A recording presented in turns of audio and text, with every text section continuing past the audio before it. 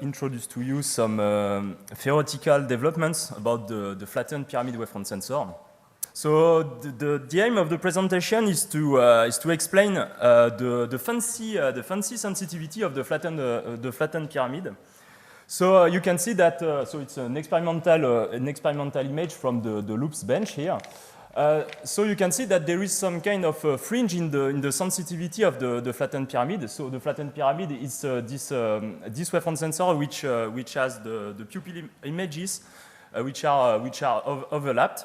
So the idea of this talk is to explain this thing, so to solve actually the mystery of the grid pyramid. So I hope that at the end of the talk you will be able to explain why there is such fringes in the sensitivity of the pyramid. So I would like to tell you some words about the spatial frequency sensitivity, since it is the key quantity we will study. So the spatial frequency sensitivity. So the sensitivity is a scalar which quantifies the ratio between the wavefront sensor output and the input phase. So the wavefront sensor we will consider today are the pyramidal wavefront sensors. So we will consider a pyramidal mask with large angle and small angle, but also with or without modulation. So in order to quantify the sensitivity, we will use the Fourier basis. So we will consider cosine and sine phase. So typically, we will represent the sensitivity in this grid. So, for example, in this point, you will have the sensitivity regarding to this phase mode. So you can see it's high frequency, so far from the middle of the spatial frequency space, and you can see that the wave direction is along the diagonal of the grid. So for the other point, for example, here it's close to the center, so it's low frequency. And here on the axis is only x wave. So in order to well understand this quantity, we will have a look on something we already know, which is the impact of the modulation radius on the sensitivity. So here is a kind of small animation. You can see here the modulation path with an increasing modulation radius. So here we have you have the reference intensity, so you can see the light which goes inside the pupil images when the modulation is increasing, and here you have the spatial frequency sensitivity.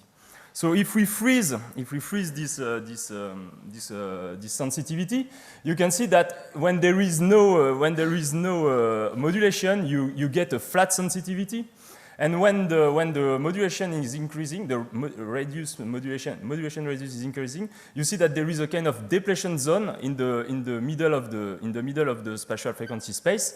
So the size of this depletion zone is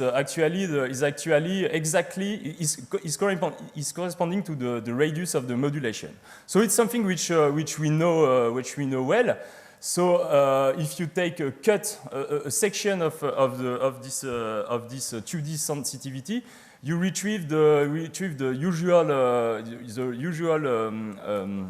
behavior of the pyramid with two regimes: one for the low frequency, so it's slope sensor, and one for the high frequencies, where the pyramid wavefront sensors works as phase sensors, and the modulation radius acts as a transition frequency. So why such a behavior? Actually, we know this thanks to Christophe. So it was 15 years ago. So we have a nice formula, and then we know that the modulation radius acts as the transition frequency between a phase and a slope sensor. So what we are going to try to do today is to do the same thing, but for the flattened pyramid. So we will have a look on the impact of the pyramid angle. So here is the same kind of animation, so with an angle which is decreasing, and you see that it's kind of hypnotic image. Yeah? So you can see that there is these fringes which are appearing. So if we freeze again the animation and only take some relevant case, so you have here the classical pyramid without modulation, so it's still flat, both in simulation and in experiments as well. And when you have a small angle, here you have these fringes. So here you have one dissection along the diagonal. So you can see that there is this oscillation. So there is three questions. So why such oscillation sensitivity? And is it possible to have an idea of the period of this oscillation regarding to the angle of the pyramid? We have also to explain why there is a sensitivity peaks. I mean, the flattened pyramid is better in terms of sensitivity than the pyramid wavefront sensor, the classical one. And also why we do not see any oscillation for the classical pyramid.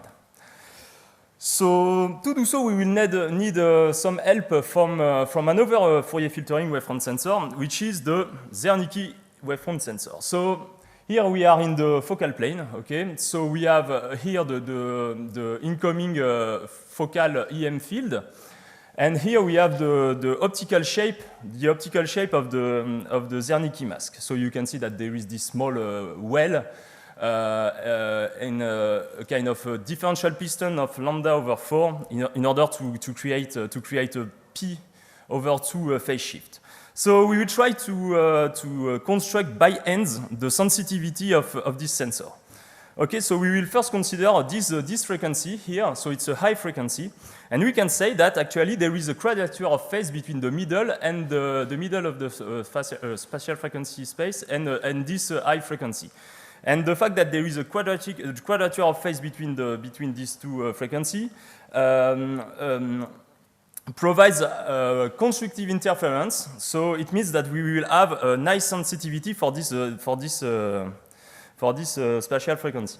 If we take a smaller spatial frequency, we will have this kind of phenomenon. Actually, there is no quadrature of phase. Actually, there is no interference at all. So we will have a low sensitivity. So we get something like this. So if you want to have the whole curve, you have something like this. And actually, it's exactly what we get on the pyramid bench when we use a Zernike mask. So let's try to do this with the pyramid.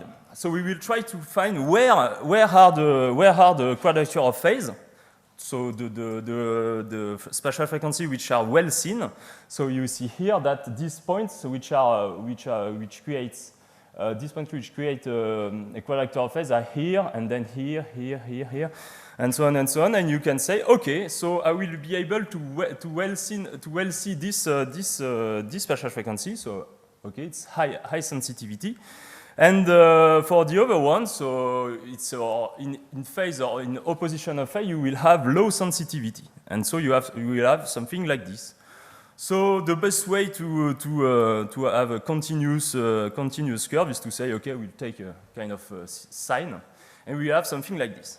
So now, are we able to explain the shape of the sensitivity of the flattened pyramid? Actually, we are, because you just have to say, okay, so here it's red dots are the spatial frequency which are well seen, and the blue dots are the ones which are not which are badly seen.